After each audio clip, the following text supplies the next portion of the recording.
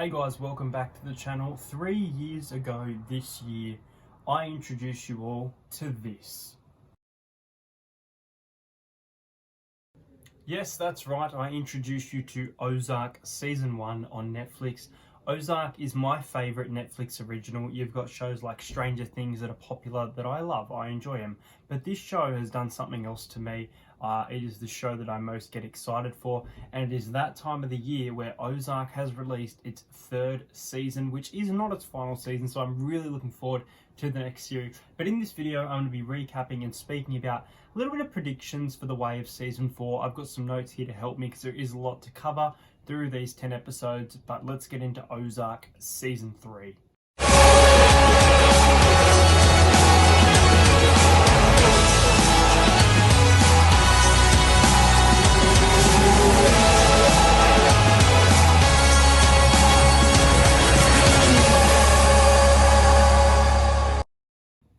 So a spoiler-free review I will do first, and then I will get into the spoilery stuff to help people who haven't seen the show but are excited to watch it. Season 3 was worth the wait. The tension, the drama, the violence itself, the opening scene, I won't spoil until the spoiler bit, but was exciting to watch. The characters each have their own arc, and for the most part, I feel like there were still questions to be answered and a lot that can happen. But I feel like this season wrapped up most of the arcs really nicely, which was good, but has a lot of twists and turns. I've mentioned that. And as you would expect in any show, this installment is probably the funniest, or not the funniest, the funnest yet. It felt, I don't know.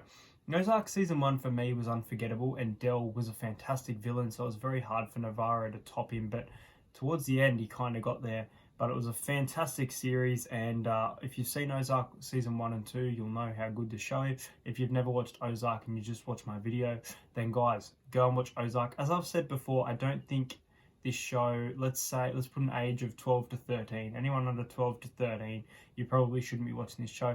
But let's get into some spoilers now for Ozark Season 3. I thought episode 1 did a good job of setting up the story. It wasn't great though. It was enjoyable to watch, but it wasn't one of the highlights for me. It has a crazy opening. As I said, it's so violent. There's knives, there's bombs. It was crazy. It really set up the storylines with the FBI, Darlene with Zeke, going on from these series 2 storylines that weren't completely resolved and still setting up new ones as well. I thought that Wendy and Navarro in that scene on the plane had great interaction. I was really excited to see Navarro coming to America, not just being in Mexico. He was a fantastic villain. As I've mentioned, Del was great, but this was just the beginning of him, and I felt like there's a lot they can do with him. I really liked Frank Cosgrove as a side villain still, and Jonah's maturity in episode 1 was starting to show a different path for the character. Episode 2, we met Ben, who is Wendy Bird's brother. We didn't realise that until about halfway through the episode, I think, when he spoke to... I forget who he spoke to now. I didn't like him at the start. I'm going to be honest. He was annoying and things like that, but he really, really grew on me. He grew on me really quickly as well, which is great. Erin starting to get a backstory was good. Great interaction with Charlotte. I mentioned Frank Cosgrove as a side villain. Obviously, he's helping Marty, but him and his son are up to very mischievous thing, and they're a bit of villains on the show. But episode 2, again, didn't do too much for me. Episode 3 had an absolutely shocking dream opening with Wendy killing Marty at the start of the episode, foreshadowing the events towards the end with the song It's Time For Me To Fly. I don't know what it's called, but a really nice song. The soundtrack's really good. Foreshadowing the ending. The therapy sessions, which we've seen a couple of now, were really intriguing. Funny moments in a serious show, I think, are something that you need. You need to lighten up the mood, and that's what this does. The scene at the market setting up Zeke potentially coming back to the birds. I saw this coming, but I won't speak. I'll speak in the next episode about what happens now. In this episode, though, this is definitely, without a doubt, my favourite cliffhanger in the show so far. The fact that Marty has been taken, we don't know where he is going. I could see this as the season's conclusion. Imagine Marty being taken away, you're not knowing where he's going. At first I thought he was being taken by the FBI, but these guys look serious. And guys, where is Marty being taken to? Well, you'll find out in episode 4.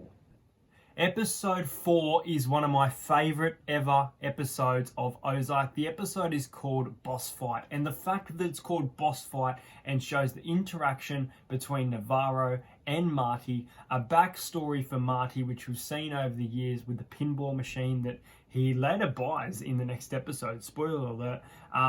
I love the opening. Love the opening showing Marty and the cartel chase view from a different angle. We've seen Ruth and Ben's at the end of episode 3, but this episode was awesome. There is so much to get through here. So I really started to enjoy Ben's character here. It only took me 2 episodes to start to really get into Ben's character and taking care for Marty, being considerate of him being taken, even after he's told Ben, get out of town, you know. I felt like it was a good brother thing to do, even though it's not his real brother, stepbrother thing to do. I love that Helen has become a somewhat likable character, but this episode still showed that she is quite a menacing villain. I personally didn't like Helen much in season 2, but in season 3, she was fantastic. Finally, Marty and the cartel face to face in Mexico. I waited so long for this. I think we've all waited so long for this. We've seen Del and we've seen other cartel members come to America, but getting to see Marty in Mexico was something that excited me. It was exhilarating and it worked well with the show.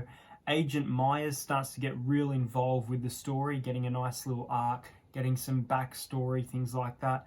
I ship Ben and Ruth. Ben and Ruth, fantastic couple. Don't know about you guys, but I ship it. Marty comes home after showing Navarro a different side to him, and as I've written, one of the best episodes of Ozark was episode 4, Boss Fight. Now, episode 5 begins with the FBI talking about Marty. Now, I'm going to say right now that I'm going to make a prediction for season 4 that Marty will work with the FBI, displaying information from the cartel through to the FBI. I'm also going to say there'll be 2 more seasons of Ozark, 4, and wrapping up with a 5th and final season. But I think there's a bit of foreshadowing there, and I'll speak about it later, but I think Wendy will be full cartel. I feel bad for Sam. Sam has been treated very badly by the birds, unfortunately, and I've always liked him, and you'll find out why I felt bad for him in the final, but this really set up the trouble that was coming. Ruth in the truck. I was surprised that Ruth was thrown in the back of the truck, taken away. Another exciting scene. You were worried for her, and it started a lot of shit. It really did. Zeke stays a Snell, not a bird. I was surprised by this outcome. I saw Zeke coming back to the birds, but Darlene gets her way. It really shows Darlene as a villain, like having a kid and she's doing the responsibility of having the child, but at the same time, the mistreatment of her is crazy. I want to say, and I won't touch on it much, but the horse stuff was absolutely fucking revolting. And while I'm on that, I'm going to say that Darlene and Wyatt is also revolting, but love is love, you know.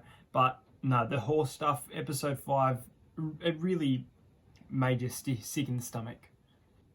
Episode 6, I loved learning that both Wendy and Marty were paying the therapist during and after their sessions. I thought it was really funny. It showed both of these characters. I love that Wendy and Marty have been going against each other all series. It culminated to something good. And I think this was where they started to come together rather than being apart. Even though they did grow apart, I think that episodes 1 to 5, which is the first half of the season, showed divisive going against each other. But this, they started to work together. Myers and Bird, intriguing to know what comes next. Starting to set up again, I think, season 4. Jonah and the brilliant foreshadowing. Was it Jonah with the gun? Jonah and the gun. Jonah and the gun scene, fantastic scene. This series really setting him up nicely. I think this was his series. If I had to pick someone, I think it was his series. I love the drama between Ruth and Wyatt, and I really want to see them make it up, but I love the drama. Episode 6 was okay, wasn't fantastic. Let's move on to episode 7. Episode 7, the therapist gets a McLaren. I could not stop laughing at this. The therapist, being paid off with all that money from Wendy and Marty, goes off, buys a McLaren, rocks up at the house, but Helen is there and Helen is causing some trouble.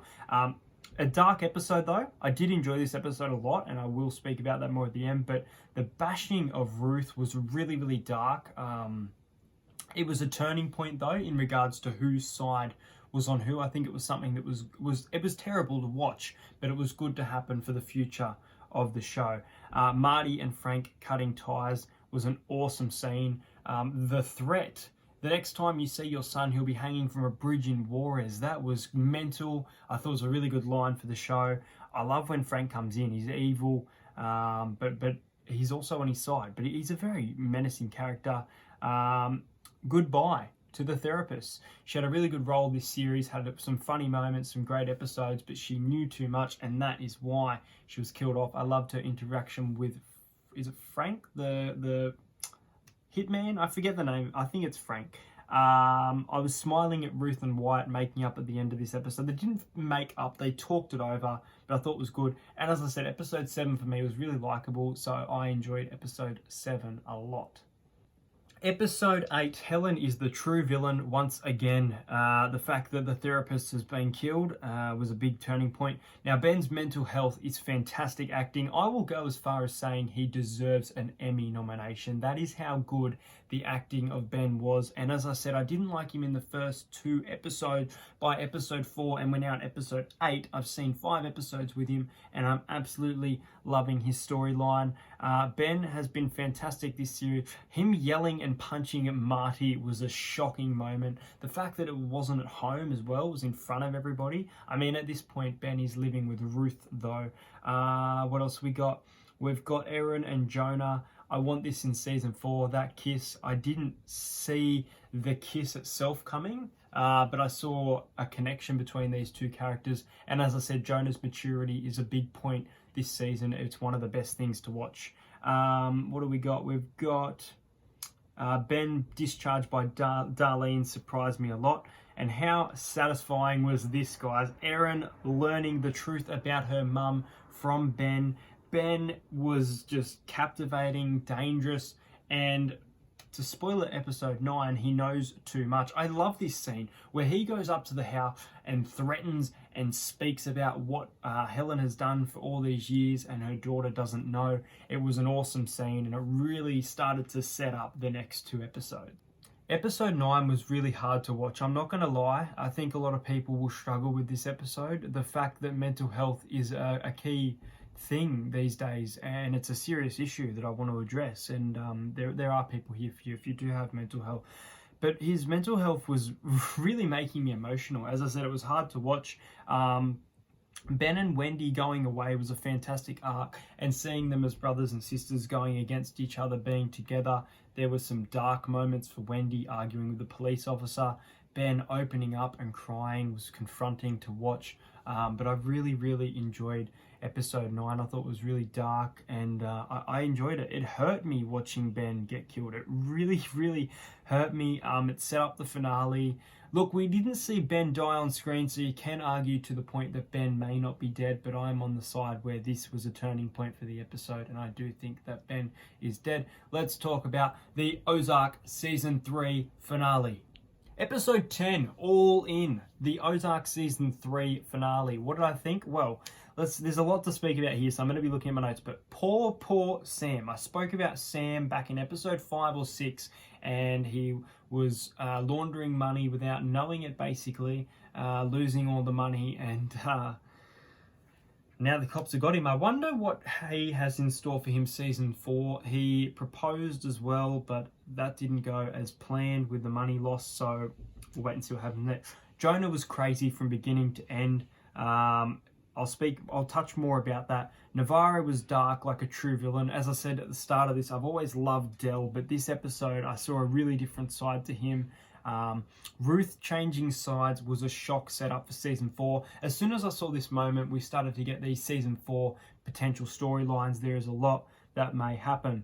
And Snell, I'm going to tell you now that I've got here that Snell and Cosgrove teaming up together are going to cause a lot of trouble in the next season of Ozark. I'll tell you what though, Jonah with the gun at Helen. I was going, shoot her, you bitch. But I don't know. Jonah has changed a lot. he has gone from a maturing character to a really dark character. I am concerned for him, but I think it'll be a really interesting storyline with what he does. Now, I'll just touch on this quickly before I forget, because I don't have it in my notes. Now, Jonah turned around when he got home with a gun and shot through the glass. Did he shoot practicing in anger, or did he shoot his sister Charlotte, who I actually haven't mentioned? Charlotte didn't have much of a role this series, I felt like, besides admin. Didn't think much of Charlotte this year. But what happened there? Let me know in the comments what you think Jonah did. What do we got? We got Jonah showing sides like Ben, which is both exciting and scary. Myers said specifically, don't get on the plane. Now, I wonder if there's more to this. Marty seems like, and I said this at the start, Marty seems like he was more with the FBI, Wendy with the cartel. And it's a good thing that Wendy now seems like she is like Helen, because Helen is dead. The season 3 shock. Who saw this coming? I saw this death coming. This death was definitely coming, but in this way, the fact that the plane touches down, welcome guys, bang, Helen is killed off. It is both, it's satisfying, it is intriguing to what is going to happen next with the birds. I am loving this, and the soundtrack is so good. The soundtrack for Ozark is so good. Jason Bateman, you are doing a fantastic show with this job, and I can't wait to see what happens in season 4. That is a wrap for season 3, guys. What did you think of Ozark season 3? What was your favorite episode, your favorite moment? Were you disappointed in the series compared to season 1 and 2? Maybe I'll do a video where I rank the season and the episodes. I hope you guys enjoyed this video. Please hit like and subscribe. And yeah, guys, we'll talk more about this show when it comes back. I love Ozark. I'm sorry I didn't make a video on season 2, but Ozark season 3, go and watch it on Netflix, and I'll see you guys next time.